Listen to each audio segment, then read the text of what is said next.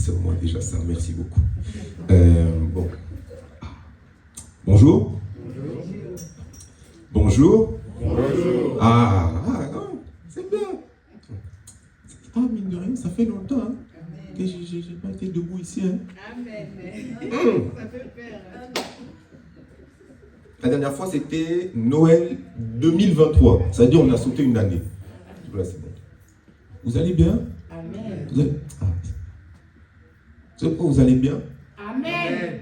Vous allez bien parce que Jésus est ici. Amen. C'est là où 2 ou 3 se rassemblent, Jésus est au milieu. Ouais. Et aussi parce que Jésus vit en vous.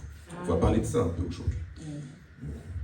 Donc je vais me représenter quand même, puisque ça fait longtemps et puis qu'il y a des gens qui ne sont jamais venus ici. Donc, bonjour, je suis le frère, je suis le frère Timothée Bambou, le fils du charmant pasteur en bleu au fond, le fils de la douce dame assise sur la chaise noire là, le petit frère de l'homme qui aime l'arrière-plan, ici, là, et le grand frère du monsieur, ici, là, qui vient juste d'arriver. Donc,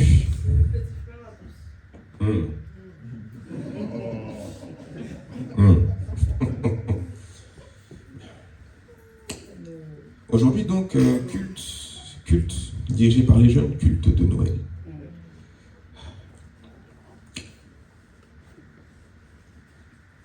Quand j'étais petit, depuis que je suis tout petit, on m'a toujours appris que faut que je regarde. Comme c'est pas en direct, j'ai pas besoin de regarder du coup. Si, ok, d'accord. Depuis que je suis tout petit, on m'a appris que Noël c'était une occasion de se rappeler de la venue de Jésus. Ce qui est correct. Mais qu'est Jésus concrètement? La bonne réponse, c'est beaucoup de choses. Je vous le dis tout de suite. Énormément de choses. Conseiller, rédempteur, frère par adoption, roi des rois, seigneur, lion de Juda, agneau de Dieu. Genre, on parle de quelque chose de particulier aujourd'hui. Parce que c'est quelque chose qu'on oublie. Aujourd'hui, nous allons parler de la grâce de Dieu, personnifiée en Jésus-Christ pour notre salut. Où vont lire le premier verset, le verset avec lequel j'ai démarré cette méditation, qui n'était absolument pas prévue pour être prêchée au tout début, c'est 1 Corinthiens, chapitre 15, au verset 10. Alors, il faut que je trouve en français, parce que j'ai un peu écrit en anglais aussi dans mes notes, donc...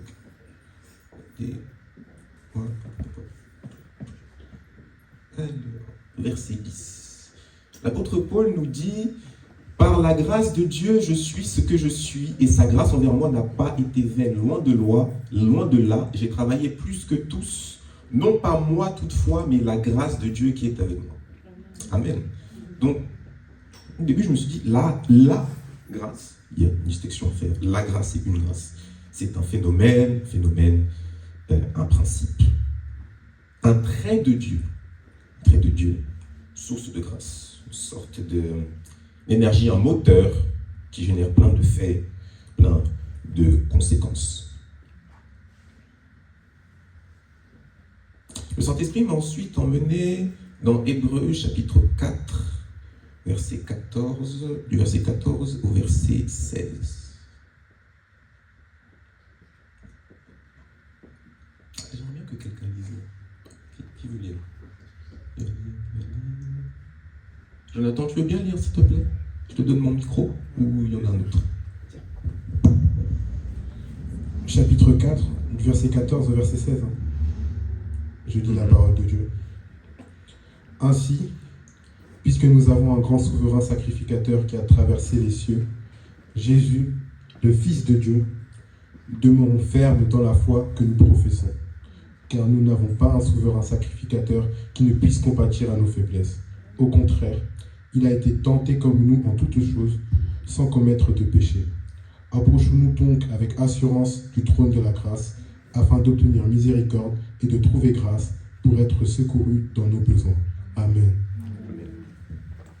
Donc je lisais ça. assis quelque part chez moi. Et je me suis mis à réfléchir un peu là-dessus. Et je me suis rendu compte en réalité que tout ça, le fait que nous pouvons accéder au trône de la grâce, nous pouvons vivre, marcher, respirer, prier, même la simple possibilité de se repentir, toutes ces options-là, le fait qu'elles existent, ce n'est que par la grâce et la miséricorde de Dieu que nous pouvons vivre. Donc, puisque tout ça s'est basé sur la grâce, bien, comme à mon habitude, pour ceux qui regardent mes prédications, je suis allé dans le dictionnaire, pour commencer, pour voir la définition de la grâce. J'ai écrit en anglais, je vous la traduis en français sur le tas. La grâce, d'après le dictionnaire Cambridge, c'est la volonté d'être juste et de pardonner. Willingness to be fair and to forgive. Là, je me suis dit, tiens. Ça me fait penser à un verset. Donc, si vous lisez un peu normalement, que vous retenez, ça me fait penser à un verset. Dans 1 Jean, chapitre 1, au verset 9. Ah, tu as un micro, c'est bien, c'est très bien. Tu es vif, sois béni. Tu peux lire s'il te plaît? Je lis la parole de Dieu. Si nous confessons nos péchés, il est fidèle et juste pour nous les pardonner et pour nous purifier de toute iniquité. Amen. Amen. Donc, ça veut dire que Dieu est fidèle et juste. Puisque la volonté d'être juste et de pardonner, c'est la définition de la grâce. Et que Dieu est fidèle et juste. C'est-à-dire, si on fait une équation, ça veut dire que Dieu est grâce. Selon la Bible.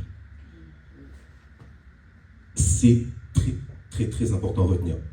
Pourquoi est-ce que c'est si important? Parce que cette grâce-là et son application vient d'un autre aspect de lui. Il faut qu'on remonte depuis le début. J'aime bien remonter depuis le début. C'est génial le début.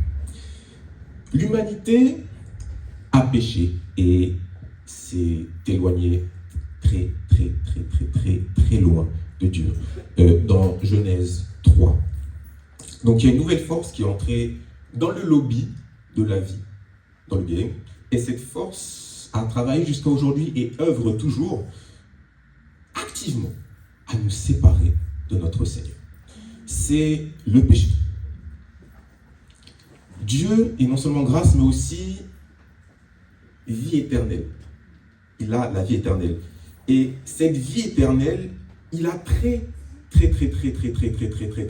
envie de nous la donner. Et le péché, cette force-là, s'oppose à cela. Et à ce moment-là, ce point-là du temps, juste après le péché originel, il résidait en nous. Et il résultait en notre mort. Car Romains 6, verset 23, je vais le lire, nous dit que... Je l'écris en anglais. Donc, chapitre 6, verset 23... Car le salaire du péché, c'est la mort, mais le don gratuit de Dieu, c'est la vie éternelle en Jésus-Christ, notre Seigneur. C'est beau à lire quand même. Moi, ça me fait du bien. Dieu ne peut donc pas s'établir en fait, là où il y a le péché. Ce qui fait que du coup, il ne peut pas nous donner ce qu'il a très envie de nous donner. Parce qu'il y a des règles dans le royaume spirituel. Donc ça le bloque. Et il a envie de nous le donner parce qu'en fait, il nous aime. Il nous aime et il nous a toujours aimés. Nous pouvons lire dans 1 Jean, chapitre 4, au verset 19, nous l'aimons parce qu'il nous a aimés le premier. Dieu est à l'initiative. Oui, il faut changer. Dieu est à l'initiative. Bon. Donc, parce qu'il veut nous donner sa vie éternelle, il doit d'abord nous faire une mise à jour. Il doit faire un patch note. Oui, il doit sortir un nouveau software. Mettre à jour les lois du royaume spirituel pour nous donner une option pour échapper à notre nature pécheresse. Alors il a brainstorm. Un peu. En fait, le Père, le Fils, le Saint-Esprit, c'est bon. On fait quoi? Et il a décidé de personnifier sa grâce pour nous montrer un parfait exemple d'une vie sans péché. Un véritable manuel de la droiture et de la sainteté. Yahweh Dieu a envoyé Yahweh Dieu sur terre pour sauver l'humanité. Autrement dit, c'est le Père a envoyé le Fils sur la terre pour sauver l'humanité. J'aime bien la tournure de phrase parce que c'est drôle. L'explication résumée, ça fait Yahweh Dieu a été envoyé par Yahweh Dieu et rempli par Yahweh Dieu pour faire la volonté de Yahweh Dieu par le pouvoir de Yahweh Dieu. En gros, ça fait le Fils a été envoyé par le Père et a été rempli du Saint-Esprit pour faire la volonté du Père par la puissance du Saint-Esprit.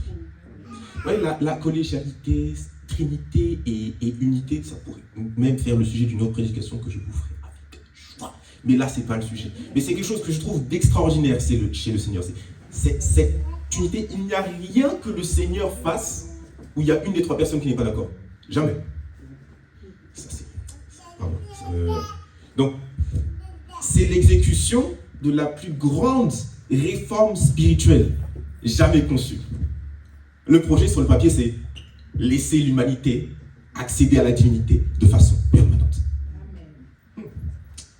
Et ce verset-là résume parfaitement la mission. Retenez-le bien parce qu'on va revenir dessus plusieurs fois. Jean chapitre 3 au verset 16. J'espère que personne n'a besoin de sortir sa Bible quand même pour connaître ça. J'espère.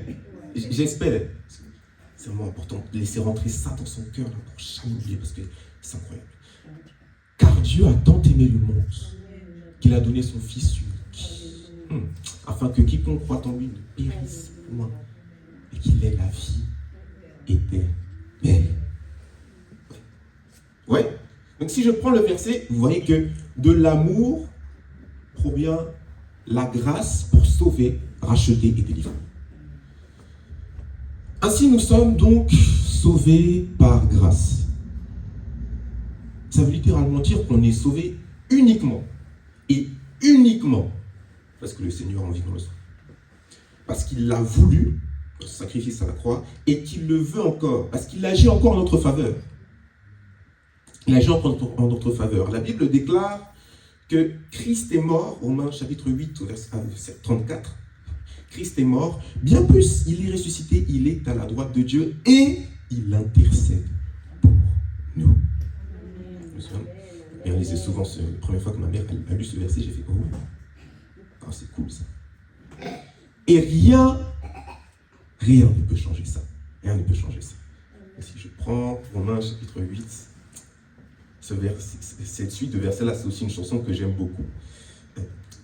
Car j'ai l'assurance que ni la mort, ni la vie, ni les anges, ni les dominations, ni les choses présentes, ni les choses à venir, ni les puissances, ni la hauteur, ni la profondeur, ni aucune créature ne pourra nous séparer de l'amour de Dieu, manifesté en Jésus-Christ notre Seigneur. C'est cool quand même. Malgré l'amour immense de Dieu, il y a une petite catégorie de choses que nous pouvons faire qui sont capables de nous faire sortir du champ d'application de la grâce. Et cette petite catégorie de choses, elle s'appelle la pratique voulue et entretenue du péché sans repentance. Voulue et entretenue sans repentance. Parce qu'on ne se moque pas de Dieu. Mes frères et sœurs, on ne se moque pas de Dieu. Ça, c'est quelque chose, quand je regarde la manière dont le monde évolue, qui s'oublie. On ne se moque pas de Dieu. Nous pouvons lire dans Hébreux chapitre 10, du verset 26 au verset 31, « Car si nous péchons volontairement après avoir reçu la connaissance de la vérité, il ne reste plus de sacrifice pour les péchés, mais une attente terrible du jugement et l'ardeur d'un feu qui dévorera les rebelles. Celui qui a violé la loi de Moïse meurt sans miséricorde, sur la déposition de 2 ou 3 témoins. De quel pire châtiment pensez-vous que sera jugé digne celui qui aura foulé aux pieds le Fils de Dieu, 1, qui aura tenu pour profane le sang de l'Alliance, 2, par lequel il a été sanctifié, et qui aura outragé l'Esprit de la grâce, 3. Car nous connaissons celui qui a dit « À moi la vengeance, à moi la rétribution. » Et encore, le Seigneur jugera son peuple. C'est une chose terrible de tomber entre les mains du Dieu vivant. C'est une chose terrible. Il faut prendre les mots au pied de la lettre. Cet homme sait très bien de quoi il parle. C'est une chose terrible que de tomber entre les mains du Dieu vivant.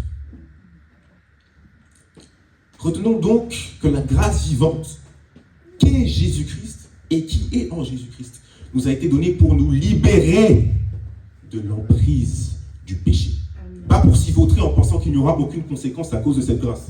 Parce que Dieu vous voit, hein, il nous connaît, hein, on est mauvais. On cherche tout et n'importe quoi pour pouvoir abuser des trucs. Sans vouloir nous tenir à nos responsabilités. On ne prend pas Dieu de vitesse. C'est lui qui a créé l'intelligence. On nous connaît, hein. Attention. Les gens, ils veulent dribbler Dieu. Non. Nous n'avons plus besoin, sous l'administration du Christ Jésus, de vivre soumis par notre chair. C'est-à-dire de passer notre temps à la nourrir et à vivre pour elle. Il y a une nouvelle option, une autre option qui nous est offerte. Celle de 1 Corinthiens, chapitre 1, au verset 30. Et là, je l'écris en français. Yes. Or, c'est par lui que vous êtes en Jésus-Christ, lequel, de par Dieu, a été fait pour nous sagesse, justice, sanctification et rédemption. Amen. C'est-à-dire que, je vais vous expliquer ce verset brièvement, c'est-à-dire que sa nature de justice nous est offerte pour que nous puissions vivre une vie de sainteté. C'est-à-dire que la justice et la droiture produisent un style de vie de sainteté, la perversion et l'iniquité produisent un style de vie de péché. Et il n'y a pas de troisième option, avant que vous me le demandiez. Là, c'est sur YouTube, là, il n'y a pas de troisième option. Tu choisis, c'est l'un ou l'autre. Donc, sa sagesse qui vient d'en haut remplace les schémas du cosmos, c'est-à-dire les schémas du monde, autrefois installés en nous, désormais déchus par l'œuvre de la croix agissante en nous. Vendu au péché et à la mort pour le premier Adam, par le premier Adam, le deuxième Adam nous en a rachetés. Là, vous voyez que vous n'aurez pas compris, j'ai fait les 4 mots du verset, là. Sagesse, justice, sanctification et rédemption. Ça c'est bien. Un point sur lequel... Est-ce que quelqu'un a de l'eau, s'il vous plaît? Ce passage d'Hébreux 10 nous expose à un mécanisme qu'il est important de saisir pour vivre dans la grâce et par la grâce de Dieu. Et j'ai appelé ça, enfin nous avons appelé ça, la responsabilité juridico-spirituelle. Parce que je me suis rendu compte, j'ai commencé il y a quelques mois de faire des études de droit, et je me suis rendu compte que la vie spirituelle, la Bible et le droit, ça se ressemble pas mal. Parce que nous vivons sous le régime d'un royaume. Il y a des règles, il y a des lois, et nous en sommes des citoyens. Alors la responsabilité juridico-spirituelle, qu'est-ce que c'est? C'est qu'en gros, si tu ne sais pas quelque chose, que quelque chose est mal, tout ce que tu fais avant de savoir que c'est quelque chose qui ne plaît pas à Dieu, c'est pardonné. À partir du moment où tu es bien enseigné à propos de la chose, que tu sais que c'est quelque chose qui n'est pas à faire en tant que citoyen du royaume des cieux, ta responsabilité est engagée. Ça veut dire, si tu sais, peut-être qu'on t'a pas pris, c'est de l'eau ça? Ah oui, je veux bien. Oui. On ne crache pas dans la soupe que le Seigneur nous offre. Merci beaucoup. Merci. C'est ma couleur préférée. Quelle grâce. Ah, je ne peux pas garder. Oh. Donc, à partir du moment où tu sais qu'on te l'a dit et que tu continues à le faire après, là, il n'y a plus de grâce. Là, ça ne s'applique plus à toi. Si je vous donne un simple exemple. Imaginons que tu fais un certain signe de main en story, mais tu n'es pas au courant de ce que ça veut vraiment dire, tu suis un peu la vague en vite. C'est-à-dire que si on t'explique bien, après, ce qui est fait, ce que ça veut dire, et qu'après tu continues quand même à faire, là, tomber entre les mains du Dieu vivant, là, c'est... Tu es sur la bonne route. C'est ça. Parce qu'il faut savoir... Bon, je n'ai pas prévu de dire ça. Parce qu'il faut savoir que, quand même, il ne faut pas prendre pour acquis la grâce que nous avons de pouvoir être enseignés aussi ouvertement, aussi librement. Que la vérité puisse nous atteindre aussi facilement. Parce qu'il y a des endroits du monde où tu parles de Jésus à voix haute, fini. Tu meurs. Tu ne peux pas, il n'y a pas d'église ouverte, tu es obligé de te cacher pour avoir des églises. Donc nous, des fois, quand on nous apporte la vérité, nous, on la rejette comme des ingrats et on continue à faire ce qu'on veut. Donc, j'aurais juste nous donner matière à réfléchir ce matin.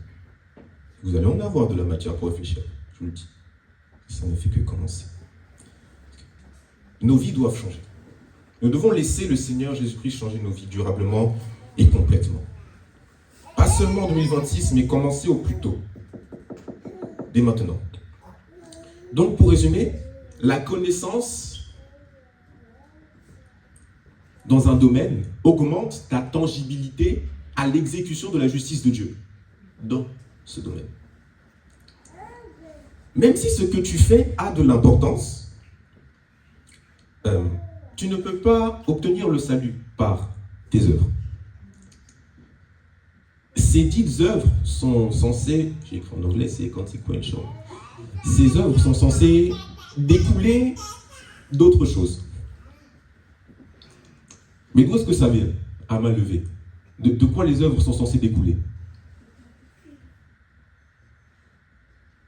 Ah, je soulève la main. Oh. Oui. Oui, mais j'aime cet homme parce que les choses qu'il a écrites, vraiment inspirées par le Saint-Esprit, c'est si pratique. C'est comme un manuel d'application. C'est cet apôtre Jacques là, je ne sais même pas si c'est apôtre, mais Jacques, parce qu'il parle de la foi, parce que les œuvres sont censées découler de la foi. C'est... Je vais lire moi-même, ça va être long, vous allez comprendre. Jacques, chapitre 2, du verset 14 au verset 26. Munissez-vous de vos Bibles, j'aimerais bien que vous lisiez en même temps que moi, pour vraiment comprendre. Parce que moi, je ne prêche pas juste pour faire le beau et pour montrer mon costume. Hein. Je prêche, vous sortez d'ici, votre vie change. Je prêche, vous sortez d'ici, vous ne faites plus les mêmes choses. Arriver à un nouveau stade de compréhension de la vérité. Je viens ici pour que ça serve à quelque chose. Pour que vous puissiez mieux comprendre Jésus. Je ne fais pas ça pour mon plaisir. Même si ça me fait plaisir. Je pense que ça se voit. Bon. Mes frères, que sert-il à quelqu'un, je lis donc la parole de Dieu, mes frères, que sert-il à quelqu'un de dire qu'il a la foi s'il n'a pas les œuvres? La foi peut-elle le sauver?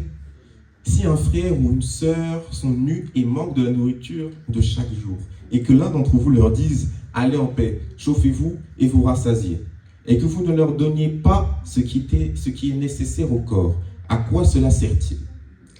Il en est ainsi de la foi. Si elle n'a pas les œuvres, elle est morte en elle-même. Mais quelqu'un dira, toi tu as la foi et moi j'ai les œuvres. Montre-moi ta foi sans les œuvres et moi je te montrerai la foi par mes œuvres. Tu crois qu'il y a un Dieu et tu fais bien. Les démons le croient aussi. Et ils tremblent. Veux-tu savoir, ô homme vain, que la foi sans les œuvres est inutile? Abraham, notre père, ne fut-il pas justifié par les œuvres lorsqu'il offrit son fils Isaac sur l'autel? Tu vois que la foi agissait avec ses œuvres et que par les œuvres, la foi fut rendue parfaite. Ainsi s'accomplit ce que dit l'Écriture. Abraham crut à Dieu et cela lui fut imputé à justice. Et il fut appelé ami de Dieu. Vous voyez que l'homme est justifié par les œuvres et non par la foi seulement. Rahab la prostituée ne fut-elle pas également justifiée par les œuvres lorsqu'elle reçut les messagers et qu'elle les fit partir par un autre chemin? Comme le corps sans âme est mort, de même la foi sans les œuvres est morte. Amen. Jacques parle français. Jacques est clair, concis, il ne laisse aucune miette sur le côté. Tu ne peux pas dire que tu n'as pas compris en lisant Jacques. Autrement, il y a un sacré problème. Autrement, il y a un sacré problème. Très sincèrement. Alors, pourquoi est-ce que je parle autant de la foi? Le rapport entre la foi, le salut, la grâce et l'amour, quel est-il? Revenons ensemble sur un point. Là, on commence à aller dans la profondeur, la bonne partie du message. Jésus-Christ est EST. La grâce de Dieu personnifiée pour le salut. Cela signifie que la grâce n'est non seulement accessible que par Jésus-Christ, mais aussi, dire, en Jésus-Christ. Uniquement en Jésus-Christ. L'on comprend donc mieux ce verset. C'est le Seigneur lui-même qui parle, Jean chapitre 14 au verset 6. Jésus lui dit, « Je suis le chemin, la vérité et la vie. Nul ne vient au Père que par moi. » moi. Question. Si pour venir au Père, il faut venir à Jésus, comment est-ce qu'on fait pour venir à Jésus?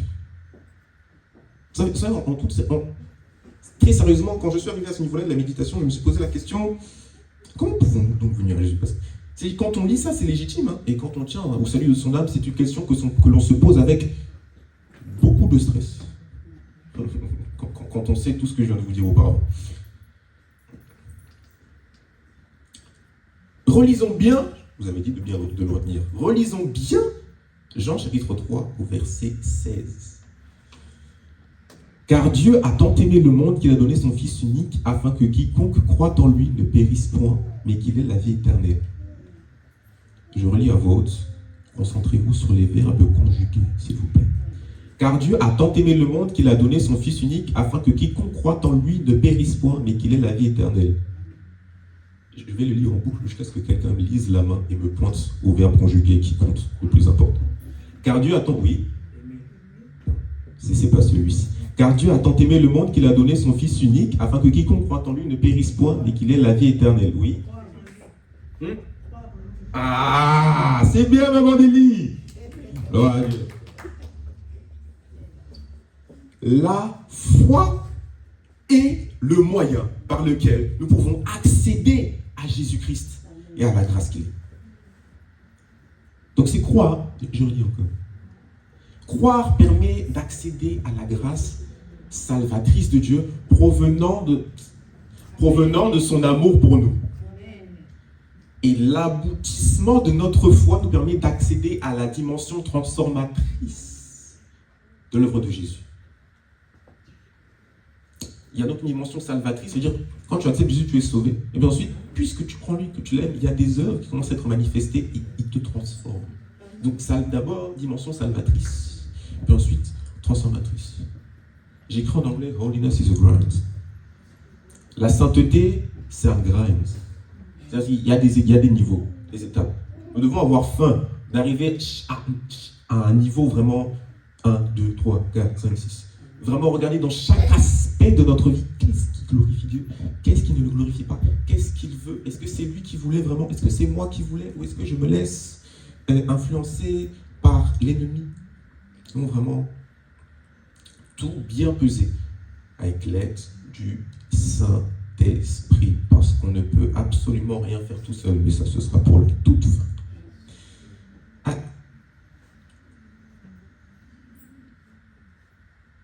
Là, il va falloir commencer à s'accrocher, je vous préviens.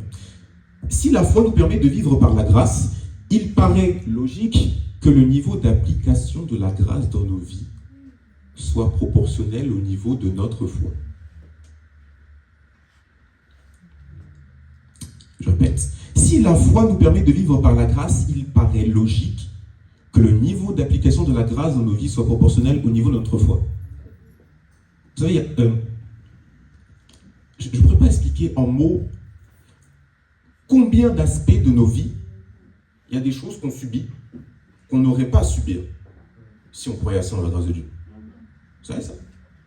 Il y a des gens qui font des cauchemars la nuit, qui ne savent pas que par la grâce de Dieu, la victoire de Jésus-Christ à la croix, il vit en toi, donc tu portes cette victoire, c'est-à-dire que l'ennemi n'a pas de pouvoir sur toi, et donc par conséquent, il ne peut pas te forcer à faire des cauchemars. Que tu peux chasser les choses de ton esprit. Que le statu quo, en fait, c'est la paix. Ce n'est pas quelque chose que tu as besoin d'extérieur, que tu as besoin d'aller chercher. La Bible nous dit, je prends un peu d'avance, que le châtiment qui nous donne la paix est tombé sur lui. C'est-à-dire que peu importe ce qui t'arrive, dans le bon ordre des choses, ta paix n'est pas censée partir.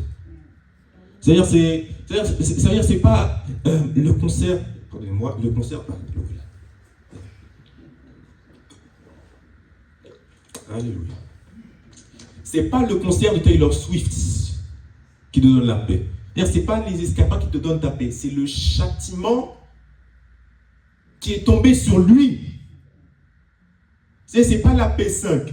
C'est pas FIFA. Comme ça, on va pas dire que je tape que d'un côté. Hein? Les deux, tout le monde. Le châtiment, je ne sais pas si vous comprenez en fait. En fait, on se comporte comme s'il n'avait rien fait. On se comporte comme s'il n'avait rien fait. Alors que tout été fait pour que l'on puisse vivre correctement selon son dessein. Et on se laisse abattre parce que, il y a un film qui a été reporté. Il y a un jeu, je ne nommerai pas, qui n'arrête pas d'être reporté depuis plusieurs années. Et il y a des gens, je ne nommerai pas ici, tu sais très bien, je ne nommerai pas ici. Et je ne joue pas ce genre de jeu, mais c'est juste un bon exemple. Et il y a des gens qui laissent leur paix être dérobée par ce fait-là. Alors que ta paix a été installée dans un fait que rien, personne, pardonnez-moi, n'est capable de changer. Le châtiment qui est tombé sur lui. Le châtiment qui est tombé sur lui. Rien ne peut changer le fait qu'il est mort. Pour toi, il est ressuscité. Par exemple, c'est ce verset-là que je lis. Mais dans mes notes, je suis repassé en anglais. Encore. Logistique, vraiment. Bon. Ésaïe chapitre 53, verset 5. Mais il était blessé pour nos péchés, brisé pour nos iniquités. Le châtiment qui nous donne la paix est tombé sur lui et c'est par ses meurtrissures que nous sommes guéris. Amen. Vous savez que c'est possible que j'avais tombé malade? Est-ce que vous savez ça? Que le Seigneur peut permettre la maladie parce qu'il voit que c'est le meilleur moyen pour nous apprendre quelque chose. Et vous pensez que le Seigneur a envie qu'on tombe malade? Non, mais vous pensez que le Seigneur a envie qu'on tombe malade? C'est-à-dire que, imaginons si le bébé Nathan magnifique, allongé, en train de boire son biberon, tombe malade. Est-ce que tonton Xavier va se sentir bien? Est-ce que le frère Xavier va se sentir bien? Non? Si vous, homme mauvais, je vais prendre le verset parce que je ne connais pas la suite, mais si vous êtes mauvais, vous connaissez aussi, si vous, homme mauvais, êtes capable de pourvoir pour vos enfants, à combien plus forte raison votre Père qui est dans les cieux? Mais comprenons, il y a des gens dans ce monde qui pensent que le Seigneur a envie qu'on tombe malade. Mais tu vois toi-même dans quel état tu es quand tu es malade. Tu penses qu'il aime ça?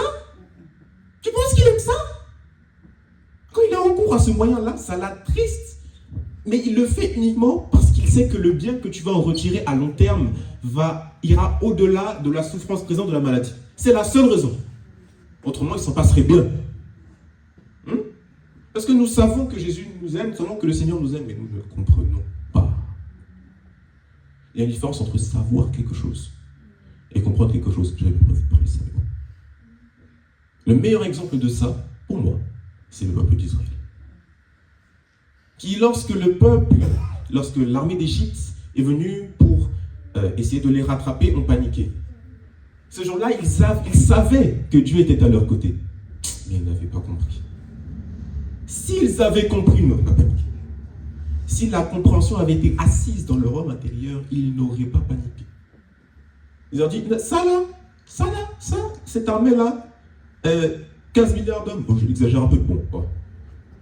Ils lèvent le petit doigt, c'est fini. S'ils avaient compris, ils auraient réfléchi comme ça. La véritable connaissance, je comprends, c'est égal à je sais. Je connais, c'est égal à plutôt je sais, plus je comprends. Tout le monde ici sait qu'il y a un Dieu dans les cieux. Est-ce que tout le monde ici comprend qu'il y a un Dieu dans les cieux? Demandons-nous. Non, ne dites pas amen. Réfléchissez. Vraiment. Réfléchissez. Est-ce que vous comprenez qu'il y a un Dieu dans les cieux? Ce Dieu-là, qui vous aime, celui qui vous aime est Dieu. Celui qui vous aime, c'est celui qui a séparé la mer Rouge en deux. Celui qui vous aime, c'est celui qui a soumis les lions pour les empêcher de manger Daniel. Celui qui vous aime, c'est le 4e homme de la fournaise. Celui qui a envoyé quelqu'un dans la fournaise, qui a empêché le feu de brûler Shadrach, Meshach et Abednego. Celui qui vous aime, c'est celui qui a fait descendre le feu pour faire brûler l'autel lors de la compétition entre le prophète Élie et les prophètes de Baal. Et pour rappel, le feu a brûlé l'eau. Je répète, le feu a brûlé l'eau. C'est pas possible. Sauf pour lui. Car à qui d'autre pourrait donc se soumettre les lois de la physique? si ce n'est celui qui les a établis. Je peux freestyle, là, c'était pas prévu. Mais bon. Alors, par ces blessures, nous sommes donc guéris. Le participe passé énonce ici quelque chose de fait, une œuvre accomplie. Tiens, accomplie. Vous ne pouvez pas penser à quelque chose, ce mot? Un peu? Ah, le pasteur Guy hoche la tête un peu. C'est bien. Mais il est au fond de personne de moi. Rien qui suit. Jean chapitre 19 au verset 30. Quand Jésus eut pris le vinaigre, il dit « Tout est accompli ». Et, baissant la tête, il le rendit l'esprit. Amen. Encore une fois, on sait que c'est marqué. Mais est-ce que vous comprenez ce que ça veut dire? Est-ce que vous comprenez ce que ça veut dire? C'est-à-dire que Éden, encore une autre parenthèse, Jésus n'est pas mort parce qu'il est sorti du plan du Père. Jésus a quitté la terre parce qu'il a littéralement fait tout ce qu'il avait à faire dessus. Ah, ça c'est une belle mort. Moi je vous dis, j'ai envie de mourir comme Jésus. Ah oui, moi je veux mourir, j'ai tout fait. Il me dit, t'as tout fait, c'est bien, maintenant tu peux venir. Mourir comme ça, c'est le rêve. Très très franchement, hein. Même s'il faut que je me prenne quelques coups de fouet, je peux à la rigueur tolérer la douleur s'il faut, c'est pas si grave. Donc, l'élément sur lequel un peu de joie de ce côté. Dans ce cas-là, j'ai écrit en anglais, donc je vais traduire. Dans ces situations, l'élément sur lequel il faut qu'on se concentre, c'est pas l'aptitude de Dieu. Parce que l'aptitude de Dieu n'est absolument pas à remettre en question. J'ai dit que l'aptitude de Dieu n'était absolument pas à remettre en question. Pourquoi personne dit Amen là? Oh. Non, vous étiez bien automatique là. C'est les vraies choses où il faut dire Amen, personne dit Amen. Oh, s'il vous plaît. Alors, si la question n'est pas l'aptitude de Dieu à pouvoir faire les choses, la question c'est à quel point croyons-nous? Car je vous le dis, bien-aimés, une des règles du royaume spirituel, c'est que le Seigneur ne peut pas intervenir en ta faveur dans un domaine pour lequel tu ne le crois pas capable de le faire. C'est pas possible. C'est possible pour lui, mais il faut que tu crois que c'est possible pour lui pour que ça entre dans le champ du possible des yeux. Tu puisses le voir. C'est un peu comme un circuit. Il y a des gens qui sont au collège ici. Vous faites l'électricité là. C'est-à-dire que même s'il y a la pile, l'électricité est dans la pile, mais ça ne peut pas arriver dans l'objet en bout de chaîne si au milieu il y a un truc qui ne va pas. C'est la même chose. Donc, la foi est essentielle. Pas à cause de notre propre capacité, pas à cause du pouvoir qui pourrait être nôtre, qui pourrait venir de nous, mais à cause de la puissance du Seigneur, qui est à son efficacité maximum sous l'activation complète de l'alliance de la grâce, par la foi personnifiée et exposée au travers de notre Seigneur Jésus-Christ pour le salut. C'est pourquoi la Bible nous dit, dans Marc chapitre 9, au verset 23, Jésus lui dit, si tu peux, tout est possible à celui qui croit. En fait cette phrase-là, ça me... En fait, je pense vraiment que si vous compreniez à quel point ça s'applique vraiment à tout et n'importe quoi que vous seriez en train de hurler. Parce que le champ des possibles, les possibilités du Saint-Esprit, il n'y a pas de plafond. Il n'y a pas de plafond. Ça là. Je prends mon piano pour ceux qui sont sur le téléphone. Ça là. Et j'ai été rejeté du conservatoire. Personne ne m'a formé. C'est lui qui s'en est chargé. Amen. Il a utilisé quelques êtres humains, vous faire par-ci, par-là. 85% c'était lui, moi et lui. Lui, moi et ça. C'est tout. Le champ des possibles du Saint-Esprit, les possibilités de l'Esprit sont infinies. Le seul cadre qui impose une direction, c'est la volonté de Dieu. Et ça nous est bénéfique, c'est parce que c'est la volonté de Dieu que les possibilités de l'Esprit, qui est Dieu, suivez un peu, soient infinies. Il faut s'accrocher un peu, des fois c'est technique. Donc, mon message comme ça sonne un peu révolutionnaire.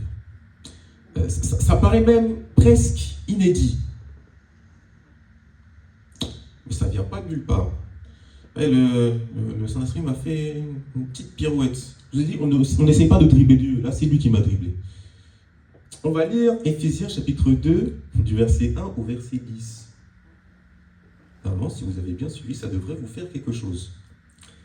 Vous étiez morts par vos offenses et par vos péchés, dans lesquels vous marchiez autrefois, selon le train de ce monde, selon le prince de la puissance de l'air, de l'esprit qui agit maintenant dans les fils de la rébellion.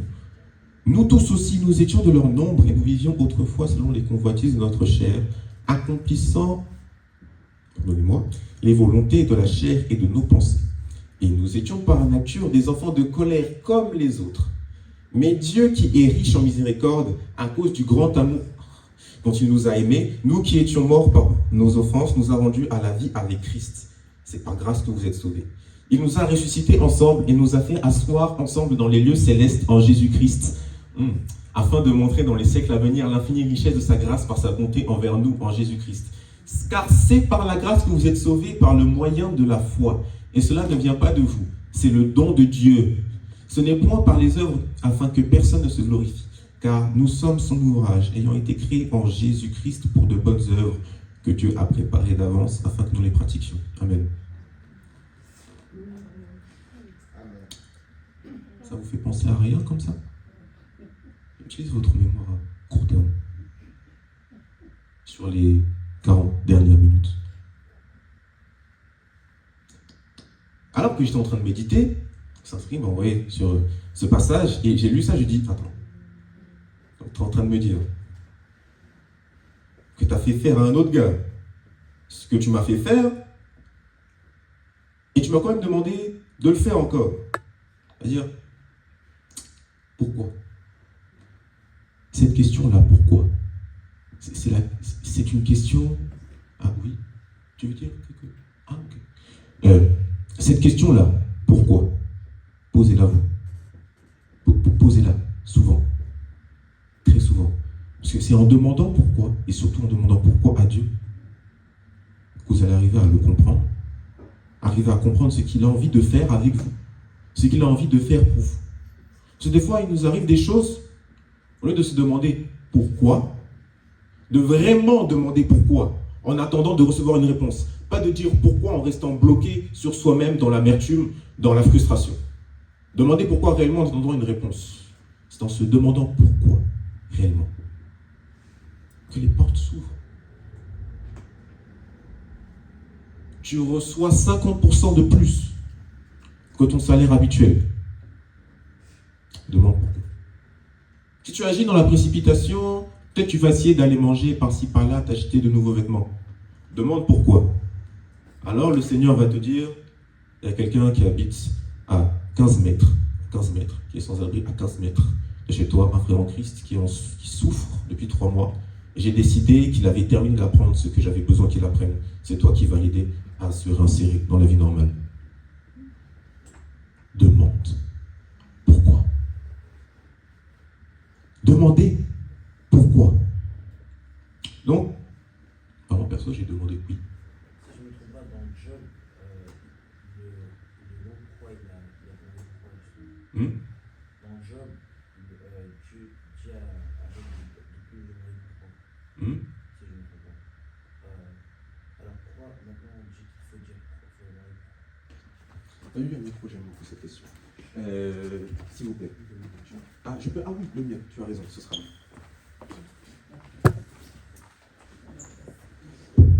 Repose ta question.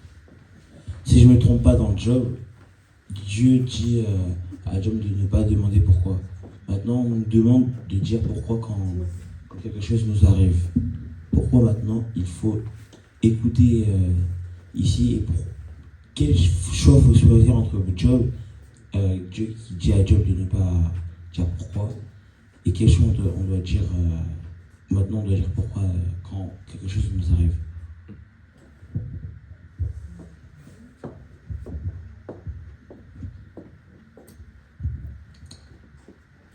Alors, pour commencer, je trouve que c'est une super question. Très sincèrement. Il ne faut vraiment pas hésiter à intervenir comme ça. Parce que ça sert pour ton édification, l'édification des autres, y compris la mienne. Vraiment, j'en gloire à Dieu.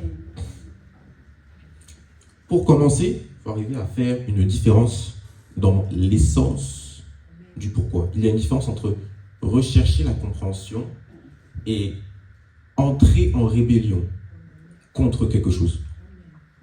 Il y a une différence entre demander, par exemple, tu peux demander pourquoi en recherchant la compréhension, par exemple à ta mère. Imaginons que ta mère, tu prépare une fête d'anniversaire et elle t'envoie faire une liste de courses pour ton anniversaire, mais tu ne sais pas que c'est pour ton anniversaire surprise. Tu vas demander pourquoi, mais ensuite elle ne va pas te répondre, elle va te dire fais-moi confiance. La recherche de compréhension ne doit pas venir remettre en question ce que le Seigneur est et ce que le Seigneur est pour nous. Ce que le Seigneur est et ce que le Seigneur est pour nous. Ce qui explique que Job ne se soit pas fait foudroyer instantanément lorsqu'il a demandé pourquoi, c'est parce qu'en tout et pour tout, pendant tout le livre, il était juste avant même. Et c'est parce qu'il est juste que le Seigneur un peu flex son amitié et qu'il lui est arrivé tout ce qui lui est arrivé. Et malgré qu'il lui soit arrivé tout ce qui lui est arrivé, il n'a rien dit contre Dieu. Il a continué à le maintenir dans cette position de maître et de Seigneur dans sa vie. Un élément qu'il faut prendre en compte, pour expliquer la situation de Job, cette scène-là, c'est la miséricorde. Malgré le fait que le pourquoi peut être vu comme une remise en question du statu quo de Dieu, le Seigneur qui sonde les cœurs et les profondeurs, la Bible nous dit que l'esprit sonde tout, même les profondeurs de Dieu, sait toutes choses. Il sait que le cœur de Job, malgré tout, lui appartient. Et il sait que lorsqu'il pose cette question, ce fait-là n'est pas remis en cause. Son amour de Dieu n'est pas ce qui est mis dans la balance ici. C'est le produit d'une longue attente, d'une certaine fatigue et petite, mineure frustration vis-à-vis de sa situation. Pour la faire plus simple, Job est un être humain. Et ça, le Seigneur le comprend bien. Ainsi, lorsque le Seigneur décide de répondre à sa question, connaissant l'état de son cœur, il décide de lui faire grâce, de répondre à sa question. Connaissant tous les faits, tous les facteurs de son cœur et toute la situation, du début jusqu'à la fin. Ça a répondu à ta question. Alors, donc, en fait, tout ce que je viens d'expliquer était déjà condensé dans 10 petits versets. Alors, perso, je me suis demandé pourquoi. Je lui demande souvent pourquoi. Il y a une discussion autour de ce mot. Quelque chose de mineur, ça m'a fait réaliser quand même, c'est que l'apôtre Paul, quand même, c'est pas notre pote. C'est notre frère en Christ, mais c'est pas notre pote. Cet homme, c'était vraiment un homme de... Le niveau de révélation, le niveau de compréhension, le niveau de contribution, vraiment, à l'écriture, la Bible, par la grâce de Dieu. Je trouve ça vraiment extraordinaire. Mais le gros truc, en fait, c'est que si le Seigneur a daigné nécessaire de refaire passer tout ça par un homme encore, oui, j'ai fini, t'inquiète pas, c'est que il y a eu glissade, en fait. Il y a eu grosse glissade, générale, collective, de l'Église, dans son ensemble. il faut qu'on revienne au réglage d'usine, entre guillemets. En ce que nous refusons aujourd'hui, nous œuvrons contre l'œuvre de la grâce dans nos vies. Et pas nécessairement en allant contre la grâce, en la désignant en tant que telle. Je vais terminer là-dessus. C'est une discussion qui devrait être faite en deux parties. J'irai demander grâce à mon pasteur Carmel d'avoir un autre dimanche, si possible. Ce sera après le culte. C'est-à-dire que nous pensons, nous essayons de vivre par nos propres forces. C'est pour ça que les chrétiens fatigués existent. Ce n'est pas censé exister, je vous le dis. Ce n'est pas censé exister. Ça n'existe pas. C'est pas censé exister dans le bon ordre des choses. Il y a ce serviteur de Dieu qui est relativement âgé, je ne sais pas comment il s'appelle, bien Afrique, je crois. Et lui, il dit, moi, j'ai jamais été fatigué un seul jour. Et il y a les gens, les médisants, comme d'habitude, sur les réseaux, on les voit tous, on les connaît tous. Mais, oui, mais bon, je suis sûr qu'ils mentent. Dans le plan parfait de Dieu, pour chaque saison, il y a un montant de ressources qui t'est attribué. Ce qui signifie que tant que tu ne fais rien qui sort du plan de Dieu pour toi dans ta vie, dans cette saison, tu ne peux pas être fatigué. Amen. Tu ne peux pas être fatigué en mode oh, j'en peux plus. La dépression n'est pas censée exister pour nous. Mais elle existe. Pourquoi? Nous nous sommes égarés. Nous nous sommes égarés. La Bible nous demande de ne pas nous inquiéter, de rien. Parce que celui qui planifie, c'est Dieu. Dieu est planificateur. Tu es fatigué parce que tu essayes de faire Dieu. Tu es fatigué parce que tu essaies d'être Dieu dans ta propre vie. Prendre sa vie en main, essayer de tout contrôler, c'est être Dieu dans ta propre vie. Parce que Dieu est planificateur. Pourvoyeur et planificateur. C'est lui qui agence, et toi tu n'es censé que suivre. Tu es un intermédiaire. Tu as des décisions à prendre, mais tu es intermédiaire. C'est en suivant le plan de Dieu. Il ne peut pas y avoir deux dieux dans une vie. Ce qui signifie que non seulement tu vas te fatiguer nativement parce que tu n'en as pas les ressources, mais en plus, ce qui est censé travailler en ta faveur va travailler en ta défaveur parce que tu vas dans l'autre sens. Double fatigue. Cette fois, tu as l'impression que tu es vide. Tu es vide. Tu as l'impression que tu n'as rien. Alors que sans cesse, tu repousses la main qui essaye de t'aider. La vie chrétienne, la vie en Christ ne consiste... C'est tout le temps pas... La grâce de Dieu à l'œuvre en nous, c'est ça notre force. C'est ça notre vie. L'apôtre Paul l'avait très bien compris. Ça, je l'écris en français, yes. Je puis tout par celui qui me fortifie. Il a une note. Je puis tout par celui qui me fortifie.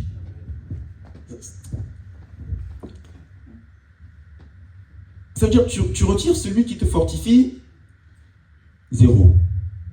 Nada. Nul. Vous devez comprendre que la vie chrétienne, c'est pas je fais ça et puis il y a un peu de Christ à côté. C'est je suis en Christ et de la volonté de Dieu naît quelque chose, de la force de Christ en moi naît quelque chose. Cette impulsion du Saint-Esprit fait que je vais pouvoir faire ça. Et puisque c'est dans le cadre de la volonté de Dieu pour ma vie, je vais y arriver. Peut-être que d'après les critères humains, j'ai l'impression que je ne peux pas y arriver, mais je vais y arriver. Parce que Dieu a dit, je vais y arriver, donc je vais y arriver. En droit, on parle de hiérarchie des normes. Ici en France, le sommet de la pyramide, c'est, enfin, selon les points de vue qui divergent, c'est la Constitution. La vie en Christ, le sommet de la pyramide, c'est Dieu a dit. Peu importe la vie des autres, si Dieu a dit autre chose, c'est Dieu qu'on suit. La norme la plus haute, c'est Dieu a dit. Et Dieu a dit, c'est pas que la Bible. Il y a aussi d'autres choses. Le Seigneur peut te parler à toi personnellement. Normalement, ce sera toujours confirmé par ça. C'est ça le sceau de validation. La Bible. Il y a la Bible sur le téléphone. Ah ouais, ça. Il y a la Bible sur le téléphone. La question, c'est à quel moment est-ce qu'on a considéré que Dieu a dit n'était plus digne d'être au sommet de la pyramide? Parce que nos efforts ne génèrent pas la paix du Christ. La parole de Dieu dit que c'est le châtiment qui nous donne la paix, qui tombe sur lui, qui nous donne la paix. À quel moment on a contracté cette folie de penser qu'on pouvait aller chercher la paix par nos propres forces? Rien de ce qui est en nous n'est de Dieu originellement, si ce n'est par sa grâce. C'est la loi du péché qui réside en nous, résider en nous. C'est par le sacrifice de Jésus-Christ que nous pouvons accueillir l'Esprit de Dieu, la loi de la vie, qui remplace la loi de la mort. Notre vie consiste simplement à laisser la grâce de Dieu œuvrer dans toute sa puissance, dans toute sa largeur, dans toute sa splendeur. Lorsque l'on veut entreprendre quelque chose, de manière humaine, on dit je dois faire ci, je dois faire ça, je dois mettre tel ou tel temps, comme ça j'aurai telle chose pour tel but. La vie en Christ ne nécessite pas à venir rajouter. Tout est déjà fait. Tu recules et tu laisses le Seigneur gérer. Ta seule préoccupation, c'est que tu fais ce qu'il te dit. Point. Tu fais ce qu'il te dit. Ce n'est ni par force, j'aime tellement ce verset, ni par puissance, ni par la force, mais c'est par mon esprit, dit l'Éternel des armées. L'esprit, il s'agit de laisser les réglages par défaut, sous le régime de la grâce, opérer. Par exemple, je termine là-dessus. Promis. Un exemple. Romains chapitre 8, verset 16. L'Esprit lui-même rend témoignage à notre esprit que nous sommes enfants de Dieu. Le petit tips pour chasser les mauvaises pensées, c'est que, en fait, toi-même, normalement, tu n'as pas besoin de le faire. Parce que le réglage par défaut, c'est que l'Esprit lui-même rend témoignage à notre esprit que nous sommes enfants de Dieu. Suivez. Entre la chair et l'esprit, il y a inimitié. C'est la guerre. Galates chapitre 5 au verset 17. Ça signifie que là où le péché réside, l'esprit ne peut ni résider ni travailler. Là où l'esprit réside, le péché ne peut pas accomplir son œuvre. Donc, si l'esprit rend sans cesse témoignage à ton esprit, ça veut dire qu'il fait une œuvre dans ton esprit. Donc, en laissant la grâce œuvrer, les réglages par défaut opérer, il s'agit simplement de s'alimenter quotidiennement de la parole de Dieu pour que l'esprit puisse rendre ce témoignage perpétuel à ton esprit. Et puisque l'esprit sera en train d'accomplir une œuvre, la chair ne pourra pas le faire. Et boum, plus de mauvaise pensée. Ouais, c'est ça, les implications de la grâce de Dieu, la grâce de Dieu personnifiée en Jésus-Christ sont multiples. Et tout vient de lui. Bon, là, je saute directement à la fin de la deuxième partie que je ne ferai pas aujourd'hui. La Bible nous dit que nous avons en lui la vie, le mouvement et l'être. En Jésus-Christ, tout vient de lui.